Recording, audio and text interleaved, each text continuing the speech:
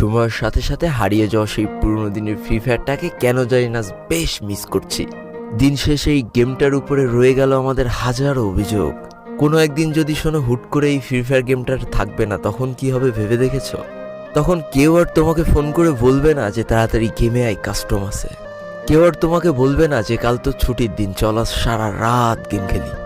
কেউ আর পাড়ার গলিতে বসে দেখবা এই ফ্রি ফায়ার গেমটা খেলছে না। তখন হয়তো আর খেলতে খেলতে নেটপিং 99+ হবে না, আর এক বুক হতাশা নিয়ে গেরিনাকে গালাগালি দেওয়াও হবে না।